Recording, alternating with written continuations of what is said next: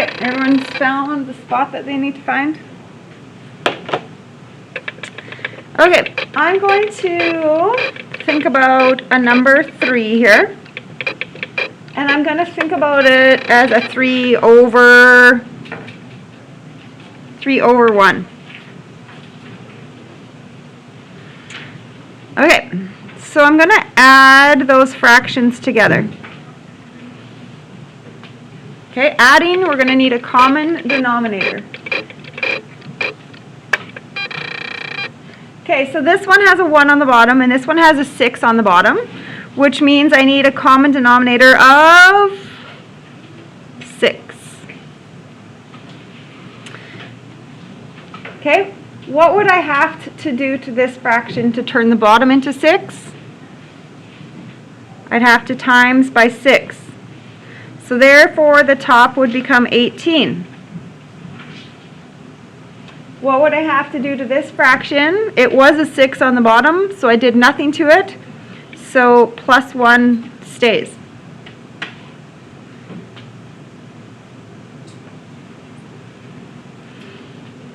Okay, now I'm going to also think about this as a 1 over 1, just to help the process. Okay, so this has a 1, this has an 8. So what would I need to put on the bottom between a 1 and an 8? That's common. So I need an 8 on the bottom. Okay, so if I wanted to do that, I would have to turn this into an 8. So I'm going to have to times it by 8. So the top is going to become 8. This I do nothing with.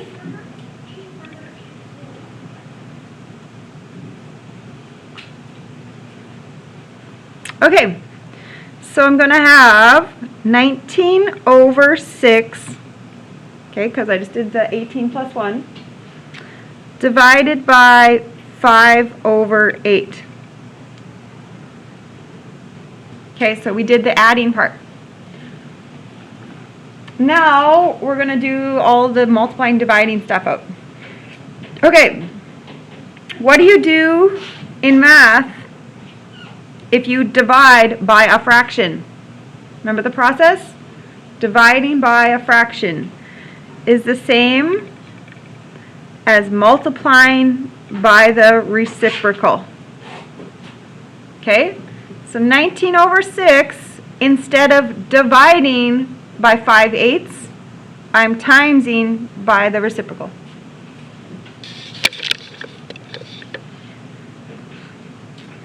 Okay, is there anything I could divide the top and the bottom by right now? Is the top divisible by the same thing as the bottom divisible by something? I think I could reduce this by a 2 and this by a 2, right? An 8 and a 6. Okay, so if I take a 2 out, 8 becomes 4. And if I divide a 2 out, the 6 becomes a 3. And I think that's it, right? Because 19 is prime, so it can't even divide by anything else. So is 5. Okay, 19 times 4 is the top. So what does that come out to be? 76? And 3 times 5 is the bottom. So the bottom is 15.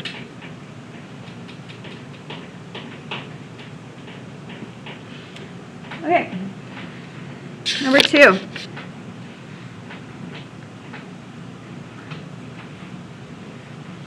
Okay, so I have an 8x and an x. What is going to be the common denominator? What's the lowest thing I could pick that they're both going to fit into?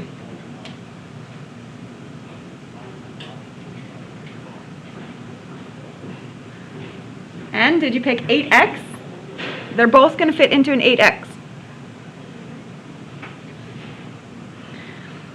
Okay, so analyzing this bottom situation. So if this was 8x, I did nothing to it. If this turned into 8x, I would have to times it by 8. So this is just a 4, and then this one is going to say plus 16.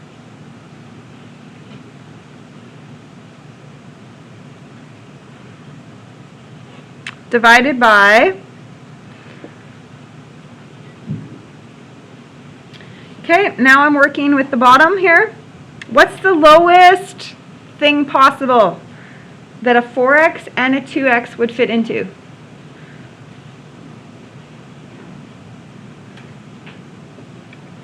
Did you pick 4x?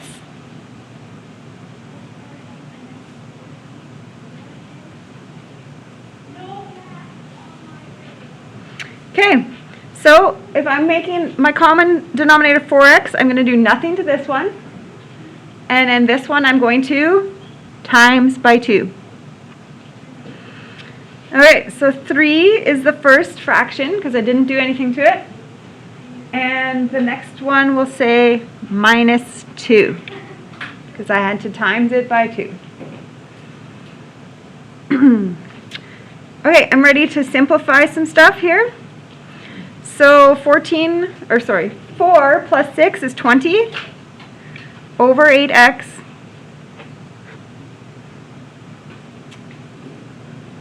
Three subtract 2 is 1 over 4x.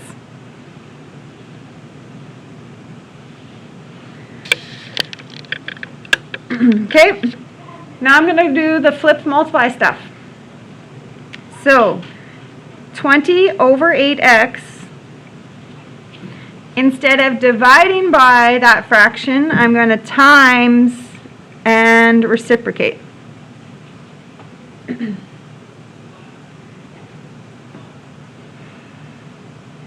Okay, so now I'm going to look for something that will cancel here. So I can see x divided by x. That would disappear. So that cancels to 1. I'm going to divide by 4. You see why I'm going to do that? So if I divide by 4, I could change a 4 to a 1 and an 8 to a 2.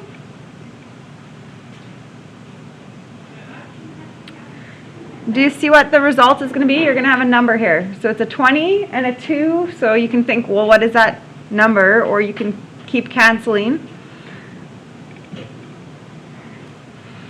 So that's going to be 10.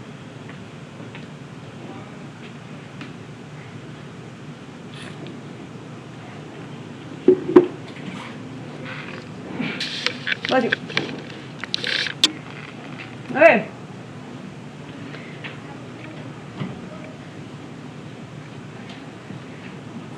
So here's kind of the idea here, the top fraction divided by the bottom fraction.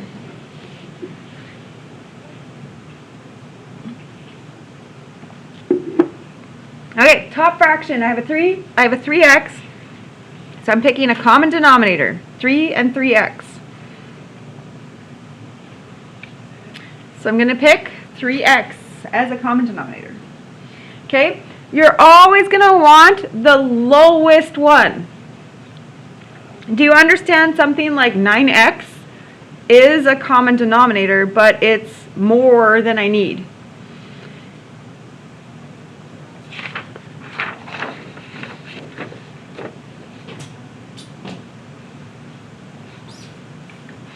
It'd be like me trying to pick a common denominator with 4 and 12. Okay? I would want to pick 12 because it's the lowest thing I could pick.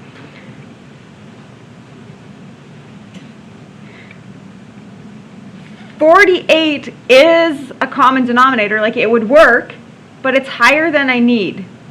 And in this unit, if you pick something higher, sometimes it's just going to kind of mess it up because of our factoring and things like that. Okay, so try to pick the lowest common denominator, always, okay? Okay, so 3x is the lowest. So what would I have to do to this first fraction to change the bottom to a 3x? I'd have to times by a x. And this was 3x, so I do nothing. Okay, So this is an x times an x. So in math, be careful, what does that make? X squared. And then minus 9.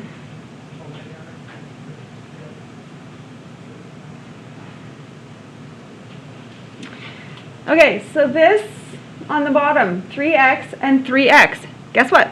It's done. They're both the same. So I can use it. And if I didn't do anything, I just keep the top. So x plus 3.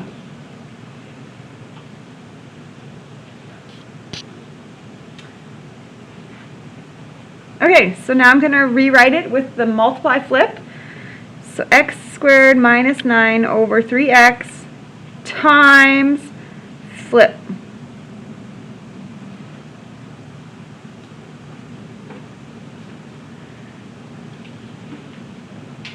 Okay, so 3x, 3x. It's a top bottom, same, so it can cancel. And I can't cancel anything right now because it's an adder situation. You can't cancel when something is separated with adding. But does anybody know what they might do to this? Do you recognize x squared subtract 9 as anything you would know? Can you factor that? Okay, so give me some factors. So difference of squares.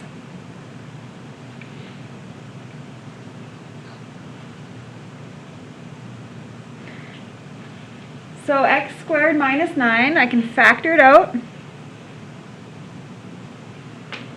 X plus 3 is still on the bottom. Okay. Now I put myself into a situation where I can cancel because everything's connected with this times this divided by this. So when things are all connected multiplying, I can cancel.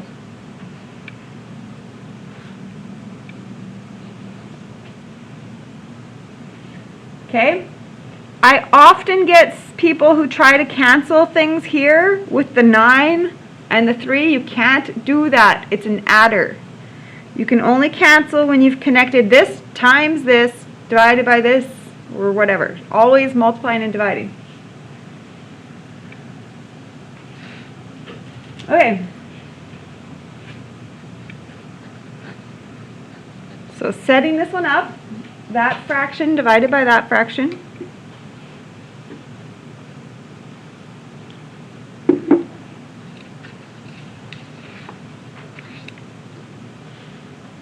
Okay, so this has an n, and this has an nm.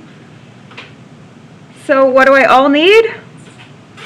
I'm going to have an n and an m.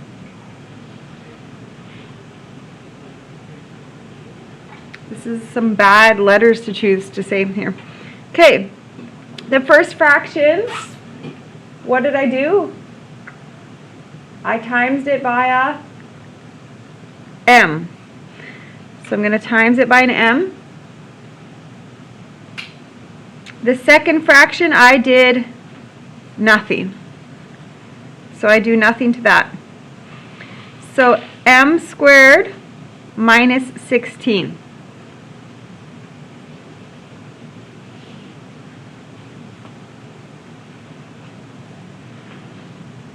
Okay, now I'm going to go to the bottom here. So this is an n, and this is an nm. So what do I all need?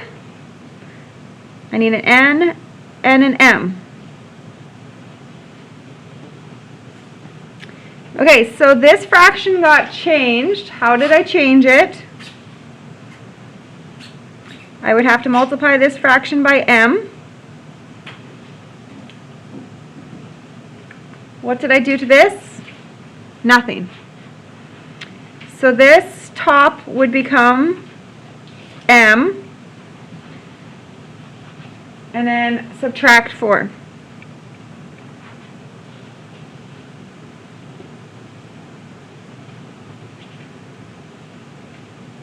Okay, see if you can get the final answer. We're in a very similar situation to last time. Okay, you work through it.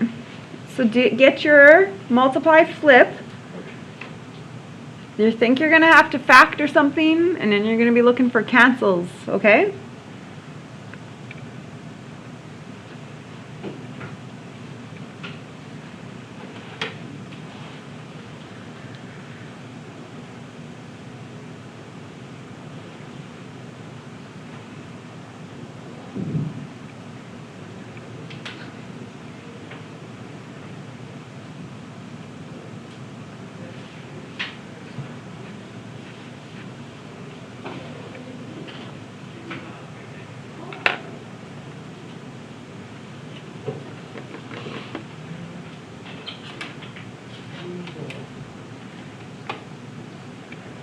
Okay, how did we do? How does that one look? You get the final answer? Okay, just a reminder. What if this had been the other way around? What if I had done something like this? Just a reminder. What would the answer be once I canceled on that one? So I cancel. How would you write this answer? 1 over. Do you see how that one's different? Okay. If something cancels, remember, this is just the rule. If something cancels, the value of it is 1. Okay, so on the top, if everything had canceled on the top is now a number 1. Okay, that's just a reminder. You might run into that a few places.